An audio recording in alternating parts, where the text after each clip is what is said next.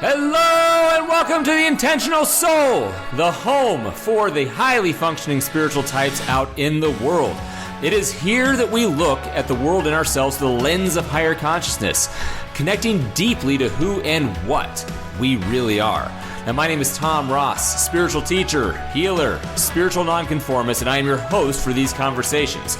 On the Intentional Soul, we hear not only from me, but from people who are living intentionally, openly, and authentically in their world. We'll hear their stories of personal transformation while sharing best practices and tactics to help you get the most out of this game called life. Now, nothing is off limits as we seek to expand ourselves and our awareness and live, ultimately, our most authentic lives. Let's dive in.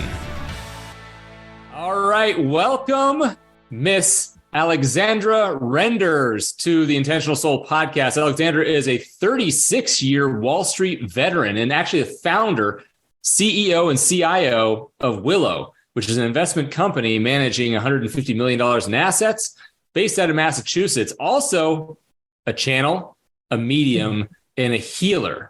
And she's navigated these two seemingly disparate worlds and set her own course, did it her way. And quite frankly, we were talking right before we started recording.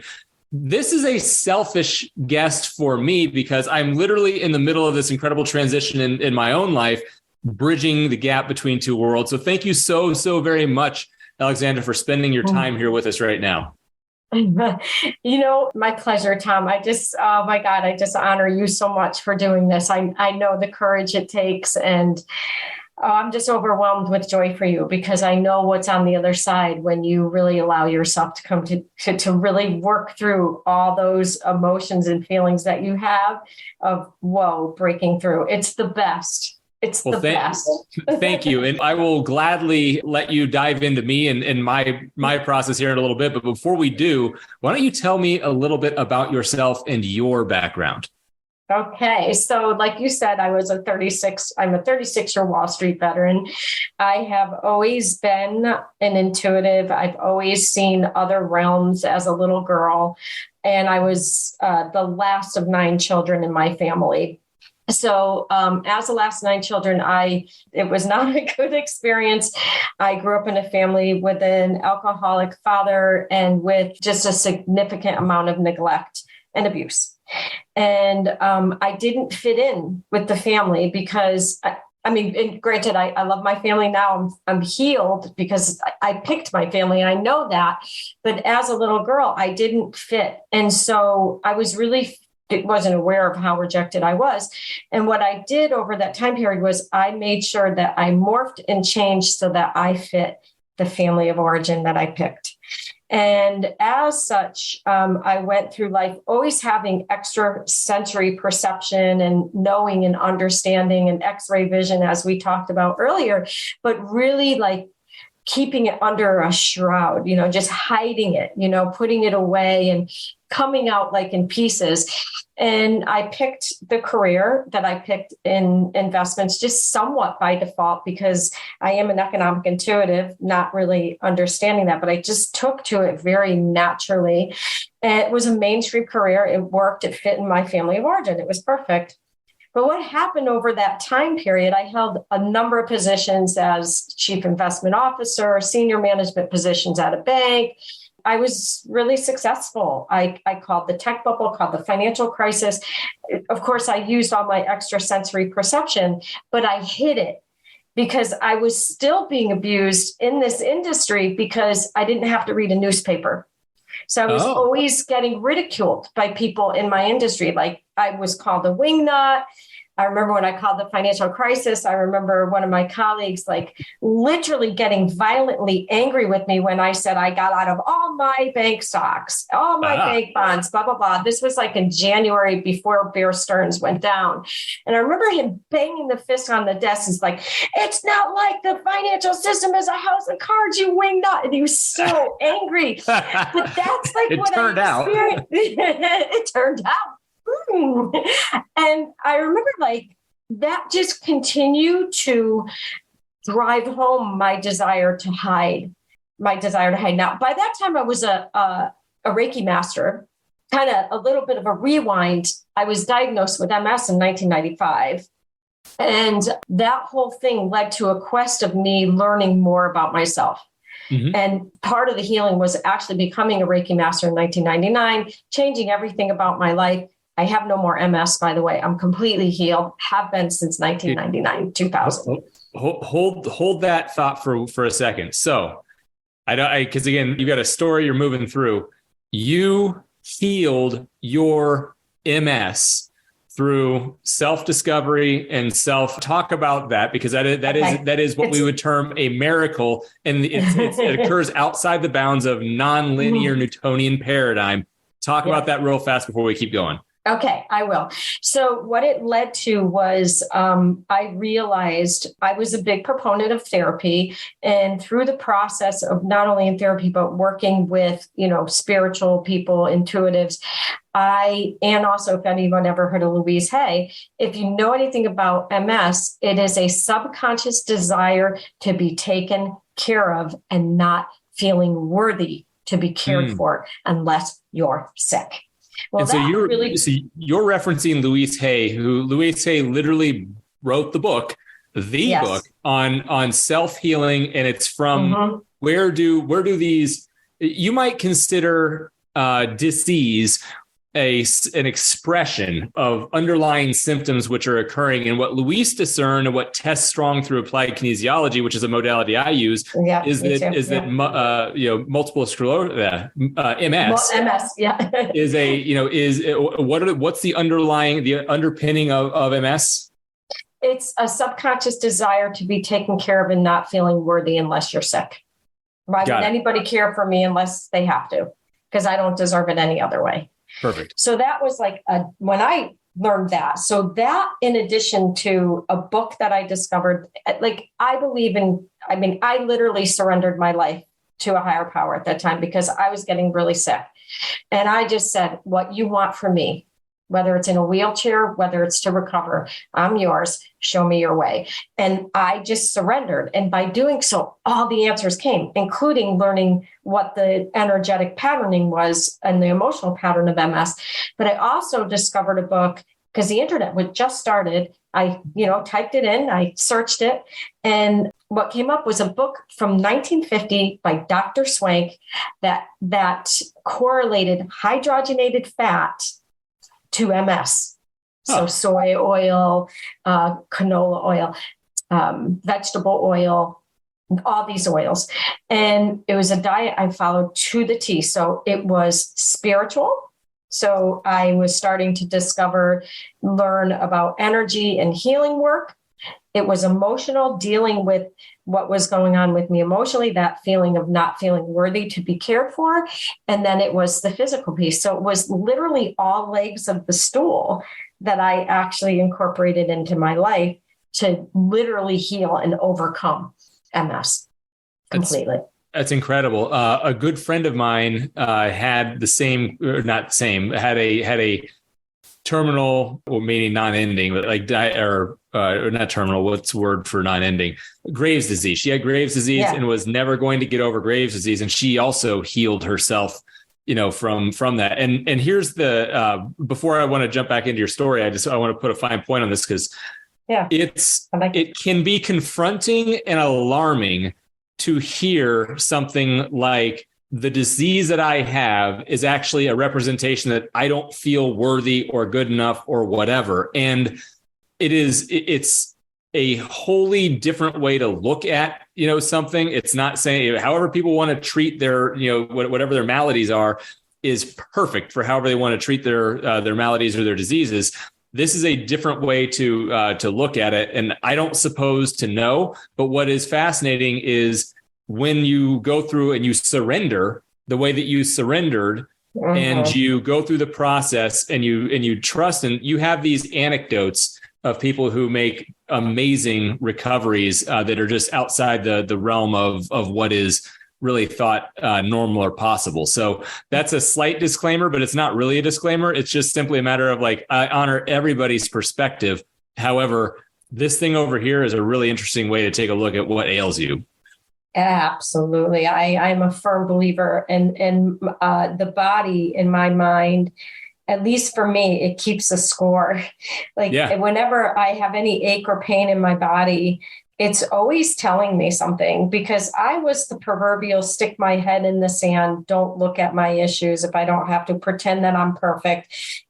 Just because of what I grew up with, it was like I wanted to be that perfect person because, oh my God, if I'm not, I'm going to get beat, or I'm going to get neglected, or I'm going to be ignored. And so I really, for a long time, I would just take the assault in my physical body, like being in a bad relationship and not really wanting to see it. It was just like this assault that I took inside. And I vowed to myself never to allow myself to take an assault again. Like if my body feels something in the moment, it's like, okay, what are you saying to me? What are you telling me that I'm not seeing? I mean, that whole experience, that's what I had to learn, So, yeah. And I think, for me, just in my experience and where I've been in my life, I just feel like a lot of dis-ease, as you call it, is emotionally driven.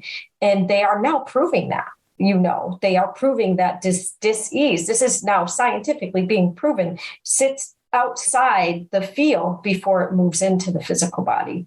So there's all kinds of research on that. Incredible. So I apologize. I hijacked your your background. I didn't want to let that be a byline, because that's incredible. Well, if it serves to encourage someone, then I'm more than happy to share that. So as my career went along and I was experiencing, all of my higher knowing and understanding, and I don't read a newspaper, I actually look at data. That's my science. And I use my higher knowing, my intuition is my art. And as it continued to go on, it was in 2009 during the financial crisis, I decided I was going to get my clients through. I was a senior vice president of a bank. I was going to get my clients through that crisis. And then I was going to leave the bank, because it was no longer, I was getting more and more aware of who I am. And I was no longer fitting that mold. And I couldn't stay inauthentic to myself. So in 2009, I stabilized my clients, and I started, that's when I started a company called Alexandra Capital Management. And unbeknownst to me, there was a greater mission with starting this investment company. It wasn't just about, a lot of my clients did come over with me. It wasn't just about managing money, but it was about a bigger mission for me. And what happened to me through that process was there was just an unfolding that happened to me. Like I wanted to create a company, really without my knowing at the time, that was steeped in spiritual principles, that was steeped in love. So that's 2009. By 2018, that's when I met my now husband, who's an executive coach, and he happened to look at, we were at a meditation retreat, Joe Dispenza meditation retreat, and he looked at my website. He's like, wow, this woman's kind of interesting. So he sees my website, Alexandra Capital Management, and he's like, wow, this is like a really high vibration company, but here's this spiritual woman, and I really don't see her weaving in that higher intuition and letting people know that about her. So he basically called me out. And just so you know, my first name is Lydia. I don't use it. But he noticed I had this L period Alexandra, and at the time, Dest. Well, the truth is, I said, I'm going to employ this guy. I'm going to bring him on, because I knew he was calling me out on something. He's like, I see this woman who's spiritual, yet I don't see her in the company. And I thought, okay, this is it. So I hired him.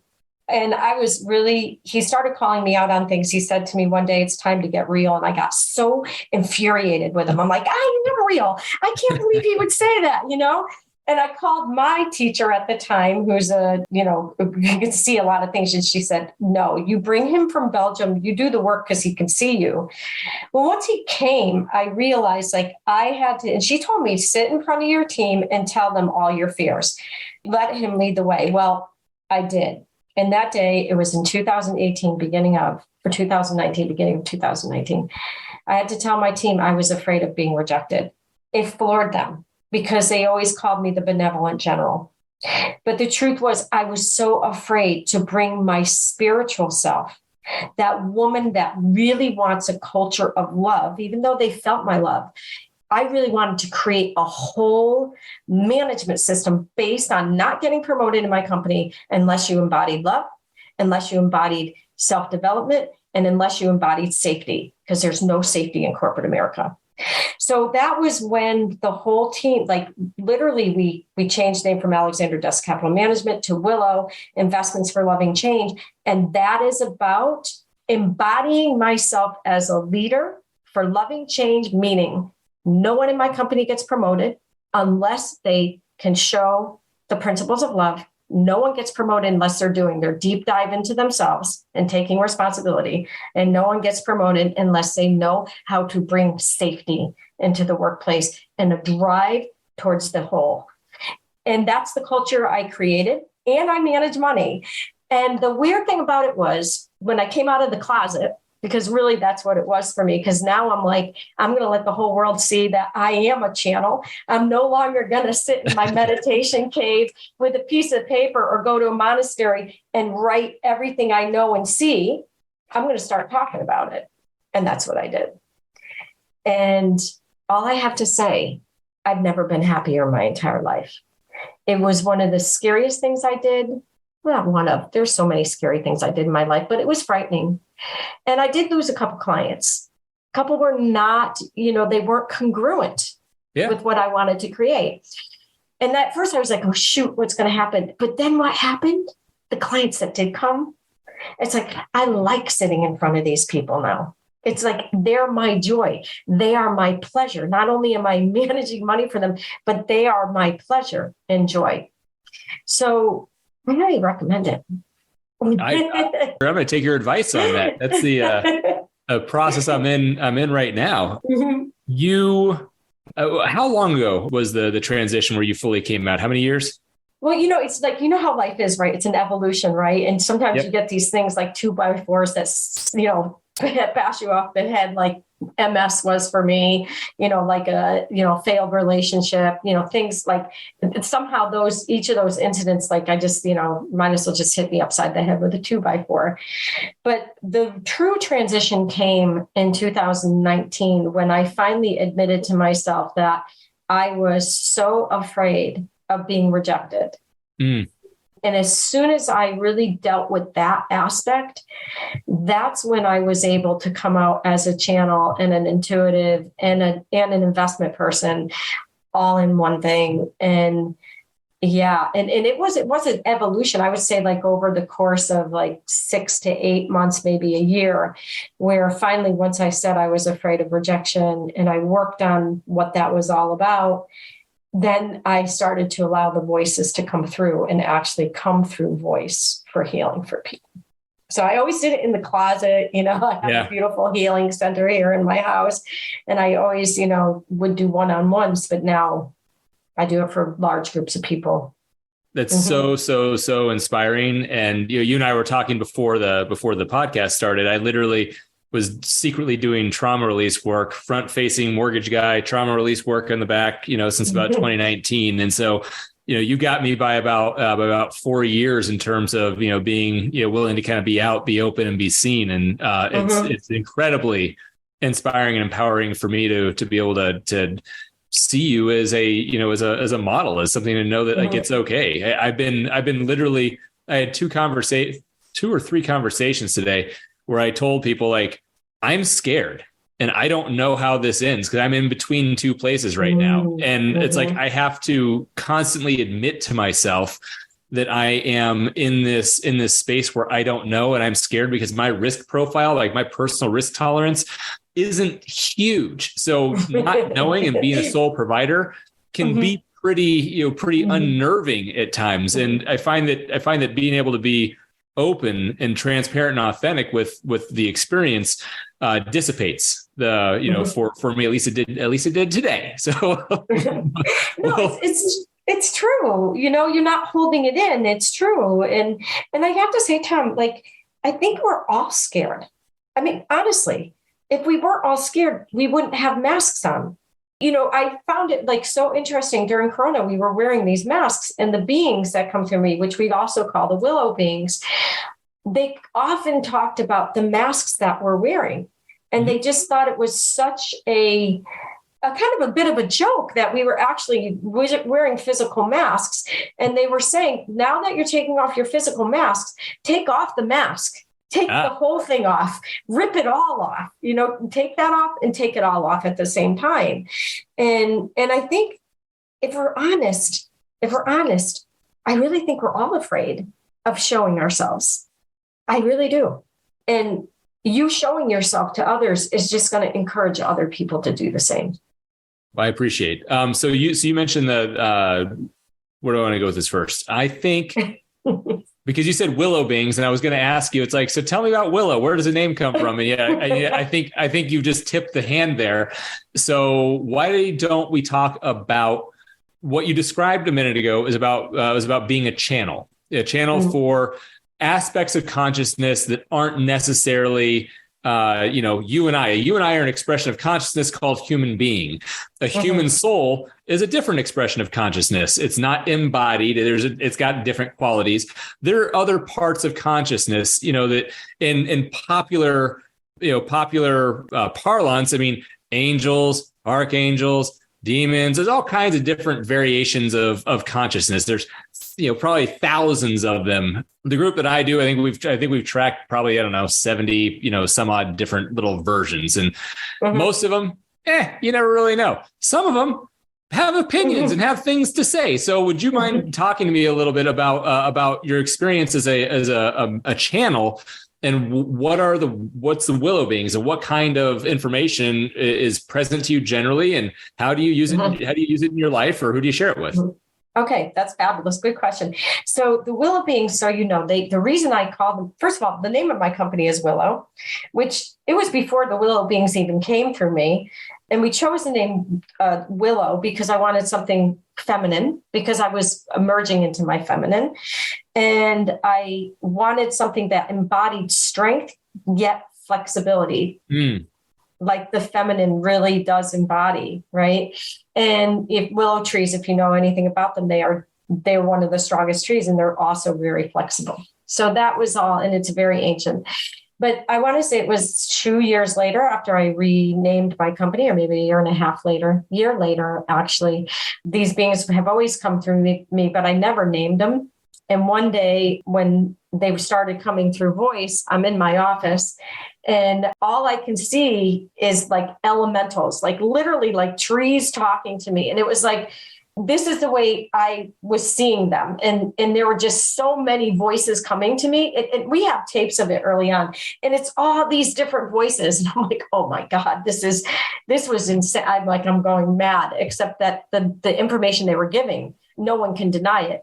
It was very ahead of, like, it was just before the pandemic, and they were very clear about what was going on, And over time, I sought out another channel, and they said, oh, no, you can start, you tell them what you want. Like, I had to tell them to come into singular voice, which they eventually did. They came in, and they are light beings. They have never been incarnated. They have not been in physical bodies. So these are what you may call the angelic beings, but definitely light beings. And the messages, the reason that they came through me at this time was because the sight that they have, what they have is this ability, like I shared with you earlier, like a flashlight, to be able to shine the light on the shadow. What is keeping someone from their authenticity, from their truth, from being fully present to themselves and their love and their needs? That's one thing. I've learned with the beings, it's amazing how much I have personally learned, that we come in with one. There are three constructs that humans tend to carry with them. We will have all three, but one tends to be a dominant construct, and that's a construct of worthiness. Am I worthy? I'm helpless. Like, everybody else can have it, but you could do, I'm helpless. I can't figure out how to do it. Or I'm hopeless. No one can have it. And these are one of three constructs that I learned that humans will have a tendency to come in with, that tend to dictate your life. So for me, mine was worthiness. So I always picked a relationship where I wasn't really treated like the like the goddess I am. I didn't feel worthy of anything more than what the way I was treated as a little girl. I didn't feel worthy of being fully seen in my company for who I really am, to be in the world and be okay being a channel and a businesswoman at the same time, Yeah. And so the beings have so that's one of the things that they are trying. I channel the groups of people. They always have a message for the collective. It's one big message. And it's like today they messaged on loneliness. And they messaged on, and this is really interesting, they messaged on what's happening to the masculine and feminine. The masculine tends to be overt control. The feminine is covert control, which shows up as caretaking and caretaking, and these structures are breaking. And we are being called to actually come to balance. This is the toxic masculine. This is the toxic feminine. Both are forms of control. These are you're starting to see almost even more toxic behavior come up, and especially in the masculine, the masculine is I want to say to a certain degree under attack, but is really clinging to this power source, when in reality, when they allow themselves to let go of that control in that toxic form and come into true power, that's where the balance comes. That's where the healing comes. And this was what this was all about today. And generally these two, and especially for women, they hold on to that caretaking because of fear of loneliness. Yeah. Because of fear of loneliness. This is a really big thing in the human condition today. So that was there's always a message for the whole. And it's amazing, the feedback I get afterwards, that was specific to me, it's always that. And then after I don't know, it depends upon the energy of the collective in the group, but maybe 20 minutes to a half hour of messaging. And then people can ask any questions they want, individual questions. And then, and they'll answer the questions. And again, it's always about what's underneath the surface, under the hood for that individual. That's amazing. And that's how it works. Do you experience it? Is it trance-like, or is it just simply a matter of you feel a deep intuition and you just speak with whatever's coming intuitively through? So this is interesting because when I first started doing it, I was in deep in trance. I wouldn't even remember what I said. And it's interesting because what I have learned is you actually mature. They're actually healing me too. So you mature with the process. And that's what's happening to me, is I am maturing with the process. So now I still am in a trance state. So when I let myself completely go and the beings come through, sometimes I just want to sit there and do nothing, because the love that I feel in that space is, it's beyond words. So sometimes it's just I just want to sit here. I could have the worst day and I just want to sit in that energy.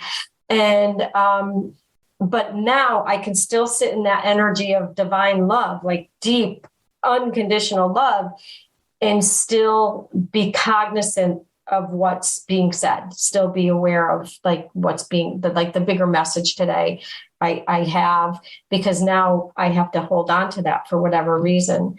So, yeah. So there's a piece of me that's still, so I'm not out of my body. I'm still very grounded. I would say my channel is I'm not woo-woo. I'm very grounded in my process. And so I'm definitely present.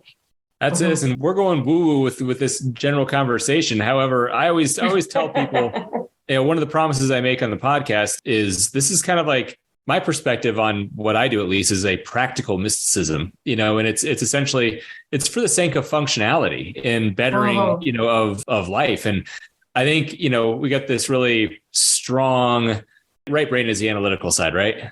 Yeah. So two very, very right brain trained. Is it right or is it left? Yeah, whatever one. The analytical, two very analytically brain trained human beings who have this incredibly esoteric, intuitive, energetic aspect to them. And I'm deeply grateful to have spent as long as I was in a different state of consciousness, because I occupy a different space. You occupy a different space. Like you live in this practical, functional, mathematical, although it's always been an intuitive practice, for you, but like rules and physical boundaries. And yet you're able to be this other thing and then take the best of both worlds. My teacher used to call it's like, a lot of times it's when you're uber spiritual, you become a spiritual derelict because, hey, if nothing matters other than how I'm feeling, then all I want to do is feel good. And that's great. And then, it works less well when you're committed to being a provider. Yeah. Well, but also there's I do believe too, Tom, that we were born to be grounded here. Like if we just wanted to be in the spiritual realm, then isn't that where we would be? I mean, why did we come back here? I mean, we came back here, I think, to experience, this is just my feeling on it, the polarity and to actually bring ourselves back home to being that spiritual being, but also enjoying the life that we have here, because it is very different. It's like, and again, through my channel, it's like where we are, it's one way. Where you are, there's a whole complement. It's like it's what you choose to create. And I do think, like, in a way, being a spiritual derelict is a spiritual bypass. Yeah. Because we really are here. Like, again, one of the things that being said to, they always say this because a lot of people be like, what's my mission? What's my mission? What's my life? I want to know what my mission is. That's sometimes they say an escape, because the real reason, especially if you believe in reincarnation, and of course they speak to this, the reason you came is for your own soul's evolution, period. That's the number one mission. And if you embrace that, and because if you're just in spiritual bypass, I'm going to go, woo, woo, I'm all here. And then like, it's all good. What are you learning? Honestly, you're not, your soul's here. This is your gymnasium to learn. And then of course, this is just from my perspective, when I learned through the teachings. And once you get there, then you can really step into your purpose, because now you're living in a more authentic way. If that makes sense. It makes total sense. For me, the way I contextualize it is the purpose of life is to experience. And to your point, I love you. I think you articulated it so beautifully.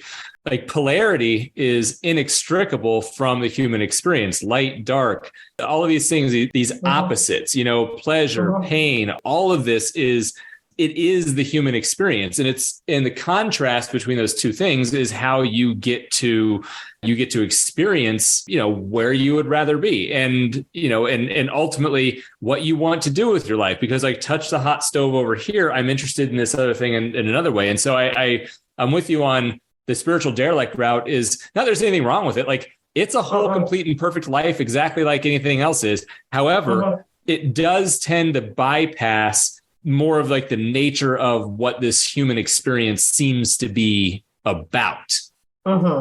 Agreed. I have to say, like, it's funny because I really do have so much duality. Like when you were talking about how in my work, I use a lot of my intuition. Today, I actually had a client call. We do a monthly call or sometimes every 2-week call with our clients, depending upon what's going on. If you saw me in that state, it's all data. There's charts, there's this, there's that. So that's the other side of me. But to me, I find that, I don't know, fun and fascinating, to have all of that. So I could go from channeling to investing. I was joking with some of my friends. Tom Ross, spiritual mortgage broker, clear your karma, clear to close. It's just so dumb. If I had to have a mortgage, I would do it with you, Tom, without hands down. I want you to know that. All right. So this care and capitalism that we spoke about previously, and you really articulated, that the bones of the company are structured such that you're exhibiting love. Like really, I've never heard of anybody who ties in their ideals and their values into performance this way. And it's really amazing. But you also I think I've read somewhere that you've got unlimited access to different coaches or therapists or healers for your people. And so how does that work? Have you noticed changes in your employees, and why, talk about that, please. Oh my God, that's the best. And I recommend everybody do this because, so one, when I said I wanted to bring love and safety and things like this to my company, self-development, I remember somebody who really is into it said to me, wow, that's really idealistic. And aren't you afraid? And I'm like, no, I'm no longer afraid. And yes, it does appear idealistic. But I have to say, my now husband, he is a very, very talented executive coach. He put into form, literally, 4 levels of how you get to bringing love into the business. It's literally 4 levels, and and same with safety. Every value we have is literally in there. Like, for example, in self-development, takes full responsibility, period, in every interaction. That's at the top of the list, of course, right? Like, let's say in the loving principle, dynamically listens, like literally listens. I mean, that's a form of love and care to another human being, to not give feedback or anything, to just literally listen. So, I can't take credit. I could just take credit for what I wanted, and he helped me put into form. And through this process, it has developed into what the reason I start now. I know why I started this company is because I want to be that inspiration to other leaders to do it this way, to literally bring loving principles, spiritual principles to capitalism, to change what we are to care in capitalism. Because my truth belief is, this is what I believe, and I feel this intuitively. If we don't change, we are extinct in terms of business. Like, the whole system will be extinct. And a lot of people think that's a good thing, but I'm telling you, it's not. Because through that process, you will have a boatload of suffering. So why not do it now and shape it in a way that's completely different than the way we did before, instead of obliterating the system and then having a ton of people with a lot of suffering. That's how I feel. And this is like, well, go ahead. No. So I think it's perfect, right? I don't resist the structures that exist right now. How do I accept what is and turn it into something that's ultimately empowering, versus deploying hatred and nuking everything and then expecting through chaos something better to emerge is illogical. Yeah, it's illogical, because what happens is, inherently, people go to fear, and fear will tend to dictate. And out of fear, you make choices that you normally wouldn't make when you're not in fear. And that's what my biggest concern is as we go forward, is if the systems do break, and we're having some issues today. Okay, let's face it. I mean, I wrote about everything that's happening today in 2012, everything. And it's all coming true. And I feel like unless we emerge, I mean, literally raise our consciousness on every level, like in business, in life, in partnership, with self, with others, I think, we can be in for a real rough sled. So I feel like this is our time.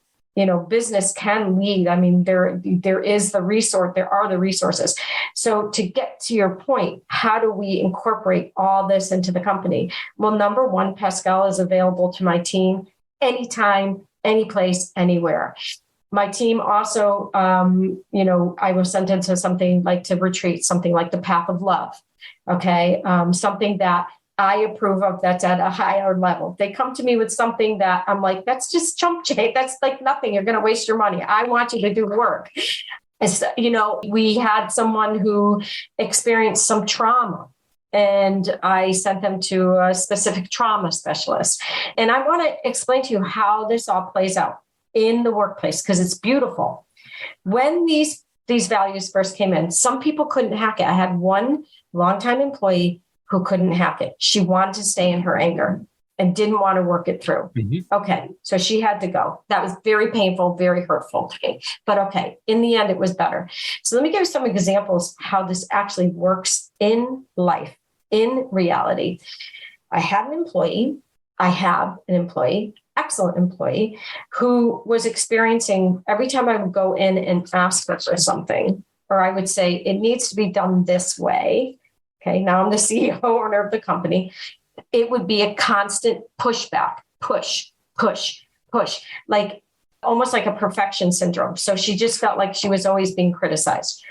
because I grew up with a mother with extreme anxiety, every time I went in there to ask for something, it would trigger me because now I'm going into my mom. Think about it from my perspective. I'm going into my mom, asking her for something that I need, okay, just like a little girl for my company. And now I'm getting pushback or like in this resistance.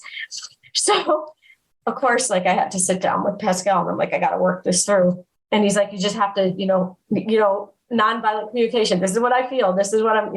So I did. I went in and I said, this is what I'm feeling. This is what's going on. And at first it was like a little tension, but it was still not like there was no anger or anything. It was just like, kind of both of us holding somewhat of our position, if you will, And then thankfully that day, because Pascal has an office right next door, I'm like, oh, Pascal's right next door. Let's go. So we walk into his office and fortunately he sat with us and really we were able to dissect. And here's where taking responsibility is extremely important. I had to take responsibility for the fact that she was triggering my little girl. Mm-hmm. Okay. She took responsibility for the fact that she has very high anxiety that had to do with the trauma experience she had as a little girl. Okay. Now, it just so happens that my husband also is a trauma specialist, by the way, and he has a technique that in 2 hours can literally reverse PTSD. I would really love, Tom, you two really should have a conversation, actually. We should 100% have a conversation. Yeah. He's literally amazing. Okay. So he literally did. So at that time, she was kind of like, didn't want to, we worked through all this stuff. It's very loving, very caring, very open. And she's just like, she knows that she's having that anxiety from that trauma, but she doesn't want to do it because she's afraid she's going to be re-traumatized. Well, Pascal promised her, you will not be re-traumatized. You do not even have to relive the situation to no longer have the effect. Well, she's so funny. She's so driven. She's like, okay, let's plan another day or two. And then she walks out of his office and walks back in and she goes, let's do it right now. So right then, right there, she works on the trauma. It was about an 1.5-hour process. Honest God, on my heart, that woman is, I want to cry, is amazing. I can walk in the office and I can ask her for what I need because I healed that aspect of my little girl and she healed hers. And I have this employee who is literally one of the best. No, I'd say literally. Yeah, I have stellar employees. She's one of the best. She's one of the best employees I have ever had in my life, ever. She astounds me every day because whenever something goes awry, she leans in and she says, I want to do my work. I want to figure it out. And she's happy. I see her evolving into her joy. It's like amazing to watch the unfolding. Like what joy, you can't pay me enough money for the pleasure that it brings me to see somebody literally let go of traumas and pain and evolve into somebody who's clear and happy. It's so awesome. Like you can't put money on that. So that's nothing better. Nothing better. That's like one experience. And then I'll give this one's a little shorter, but I had an employee who was depressed and she was a new employee and she had this very low affect, but she's another very talented woman, lovely, just a ball of light, but you can see the pain she's holding in, So again, a mother who's depressed. So now it's like, oh God, I want to avoid this person. Like here, I need this. I gotta avoid her, And we have these team building meetings, usually once a month for a whole day. And it's really revealing. It's really like, what? And, this is where Pascal said, you have to understand that depression takes the whole, it ripples like energy to the whole. She owned it. So in that session, now I'm healing that aspect of me that's got the mommy issues of like depression. And she's literally like every day I see her now and she's in true joy, not bullshit joy. Because I can call, excuse me, I don't know. You That's right. No, everything's on the table here. Okay. Not bull crap joy. It's like real joy. It's real joy, it's like that. And then I'll do one more example. We had both Pascal and I know a technique for storytelling that actually changes limiting beliefs. Yeah. Okay. You probably know that one too. So my colleague's little boy was having a hard time. Like he would go to sleep and he would be like having a hard time staying asleep because he would have these visions. So we taught him how to do this storytelling with his son so that the little boy actually tells the story and he will no longer have those. And he doesn't anymore. So it's like, those are the kind of things that I do in a Wall Street investment company. Just mind blowing to be able to bring that into that field, which had traditionally for a million years just been dominated by what's the bottom line? What's the bottom line? What's the bottom line? And so to reorient the bottom line around human and being and helping people evolve themselves is really, really, really beautiful. And it's amazing that you've got clients that are on board with you and your mission and really, really outstanding. So if you look at your life and you think about, is this kind of what you always imagined that you might be doing, or is this totally different than what you imagined based on the fact that you were somebody who was that sensitive as a little girl? How is it? Yeah, not in a million years. Like literally, like I couldn't even draw what my life would have been like. I would have had literally no idea, except that I knew I wanted to work with the angelic realms, but how do you do that in this human body, And so I knew that I always wanted to touch that realm. And there was a part of me that never felt healthy because I wasn't really allowing it to incorporate into my life in a mainstream way. Right.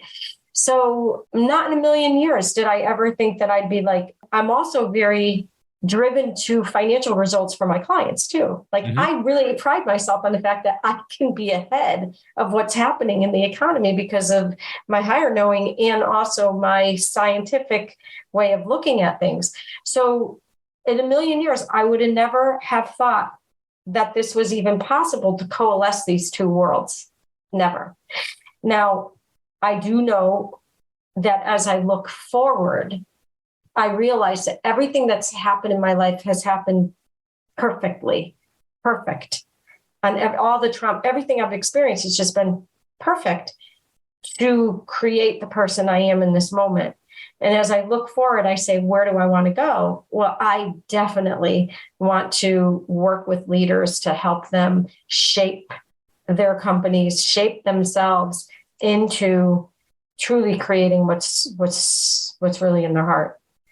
So I know that through when I go to channel and I, by the way, can be in a form of intuition and channel with my eyes open and feel very grounded so that somebody who is very, let's say, left brain or right brain, very analytical could actually receive my information and their heart will open. And that's really like a secret sauce that I have. Like if I can just put a little diamond in the heart to just open it a little bit, then I've accomplished something big.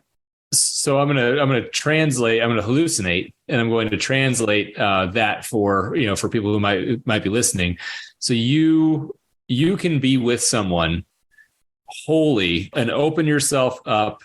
And if it's somebody who's really tied up into the analytical side of them, you have the ability to access, to feel, and then to speak not just the words to them, but you're actually speaking to their soul essentially in some way and through that process, they're actually able to, it gets through all the BS survival filter, and it actually gets the message to them so that then they can be open to deciding whatever it is that they need to decide. Is that what I'm understanding?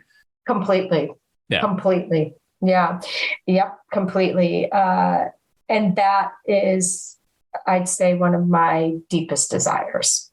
Outstanding. Well, selfishly, I want to ask, talk to me about courage and faith as you went through your transition, because you have my number now. You call me anytime you need me.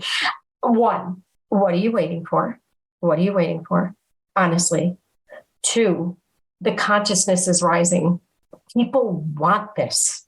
They thirst for this. My business went up because of it. I will channel and have a client. I either will be channeling and a client will come to me through the channel, or I'll be channeling, or they'll find out I'm a channel and they're a client and they want to join. They want to come to our constellations. I have attracted people who I like sitting across when I talk to them. And I know you get what I mean.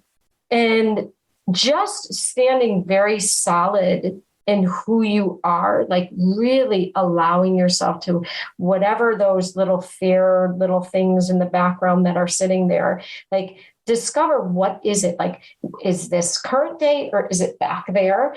And if it's back there, just heal it, because they will come. Literally, when you're in that frequency of who you really are and what is true to you, they will show up. They will show up. You will be blown out of the water. Really. Thank you. I appreciate it. Most of my stuff is still around provider. It's just like it's soul wage earner, soul provider. And by the way, yeah, exactly. So I was too. Mm-hmm. So, and whole life. I'm already in mid swan dive. And what I'm noticing about myself is that there is a component of me that likes, well, I wouldn't say likes, I tend to resist and use resistance as a way to seek for stability. So like when I'm in mid swan dive, rather than go, oh my God, this is amazing, I'm like,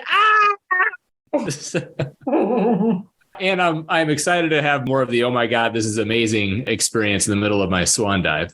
I think you're just admitting like the fear is there too. Like, cause I always admitted like I was afraid. I was constantly afraid for a long while, and just letting yourself go through the process. Like you don't have to, like, no one's dictating to you your timing. Yeah. Remember that. Just your soul is like that inside. It's like push. It's like the egg timer. the egg timer of the soul has gone off. It's like, all right, guy, enough's enough. Yeah, the 3D resistance. I understand it really well. And I had that fear too. And just somehow it ends up working out okay in the end, it even better than you expected. And I mean, think about that in your life. Like how many times, like when you finally let go, how it worked out so much better than you anticipated it to be. Right? Yeah. Sometimes, I don't know about you, but I've had certain points in my life where there's just like a knowingness that hits where I distinctly remember, because I was in the perfect place, the perfect time, the perfect age, and the perfect length of my career to really get taken out in 2009 and 2010. Like I was smart enough to be dumb enough to be in the wrong place at the wrong time. And I remember there was like a down cycle of going through 2000 and 2010. And there was like this kind of like moment where it was like, all right, and now you're done, and then it was basically kind of like moving up through there. So I have gone through periods where there has been like this, just like knowingness. Same thing when I came off sabbatical. I was just looking at the ocean like every day for about 2 weeks, about 7 days into it. I was like, okay, I'm ready, which was really just me saying, and now I'm ready to be public. So I don't know when that next voice is going right now, but anytime I think now. It's happening. I think it's happening. I just don't think you recognize the fact that it's happening, but I think it already is. I appreciate it. Yeah. Well, this is like one step. I appreciate so very, very much your time. And I had one more question as we wrap here, and that's, let's say if you're going to share something with someone who's listening, longing to take a risk, longing to be more of who they really are. However, they just have that base, that fear where I can't let go. I don't know if it's if it's gonna work. I don't know how. If you were going to share something with someone in that particular position, having said all we've already said, what would that be? I would say two things. I've been around people who've passed. That's one of my gifts. I can communicate with people who are in comas and all that. The only thing they care about in the end is the love that they experience. All of their accomplishments do not matter at all. It's what they feel. It's what they're feeling. Accomplishments are just outside of themselves. So putting that into context, we're all always waiting for what? What are we waiting for? That last breath to actually finally live our truth?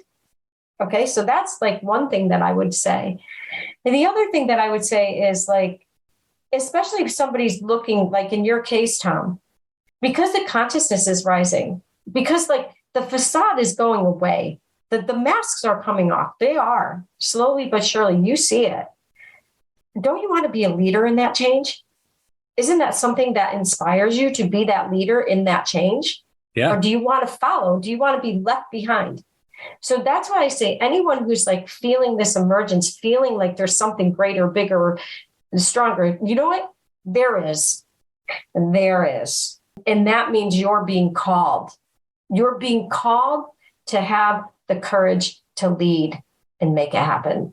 And that's what I believe. And we need you to be that leader. We need you to step into that. You don't want to be behind. You want to be in front in the most benevolent, beautiful way. And that's my encouragement. That's what I hope for anyone who's in that inflection point. Because you know what? Any other way doesn't feel good. Doesn't.